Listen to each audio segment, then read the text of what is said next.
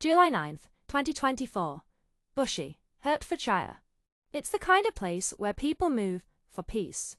But at 6:30 p.m., that peace was shattered by a frantic call to the police. When police breached the doors of a home on Ashling Close, they found a scene that looked like something out of a medieval nightmare. They were found with catastrophic injuries, wounds inflicted by a weapon rarely seen in modern crime: a crossbow. Kyle Hunt, 61, her daughters, Hannah, 28, and Louise, 25. They were the wife and children of renowned BBC racing commentator John Hunt. The man responsible wasn't a stranger. He was Kyle Clifford, a 26-year-old former security guard and the ex-boyfriend of the youngest sister, Louise. Just weeks before, Louise had ended their relationship. For most, a breakup is a period of mourning. He went online and purchased a high-powered crossbow, a 10-inch butcher's knife, and rolls of duct tape.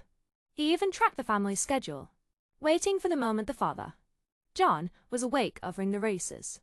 For Kyle Clifford, it was the start of a military-style operation. Investigations would later reveal a terrifying digital trail. In the days leading up to the attack, Clifford didn't just brood, he prepared. Clifford arrived at the house under the guise of returning Louise's belongings. Once inside, the trap snapped shut. The details revealed in court were chilling. He didn't just use the crossbow. He used a weapon to ensure his victims could not escape. He was calculated, cold, and utterly relentless. By the time the sirens echoed through Bushey, Clifford was gone. A massive manhunt was launched across North London and Hertfordshire.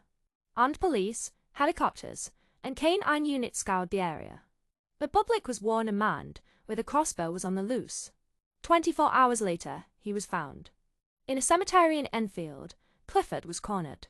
But before police could take him, he turned the crossbow on himself. He survived, but the self-inflicted bolt left him paralyzed from the waist down, forced to face justice from a wheelchair. Clifford eventually pleaded guilty to the 3 murders. But the horror didn't end there.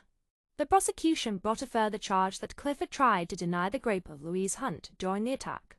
In March 2025, the jury saw through his lies. He was found guilty of the rape, adding another layer of depravity to an already unthinkable crime. During the sentencing, the impact on the surviving father, John Hunt, was laid bare. He described his family as his world, a world that had been systematically dismantled by a man who couldn't handle a breakup. This case has ignited a massive debate in the UK. How is it that a weapon as lethal as a crossbow can be bought online with almost no regulation? Laws are now being reviewed, but for the Hunt family, the change comes too late. Kyle Clifford will likely never leave prison. He remains a symbol of how domestic obsession can turn domestic terrorism.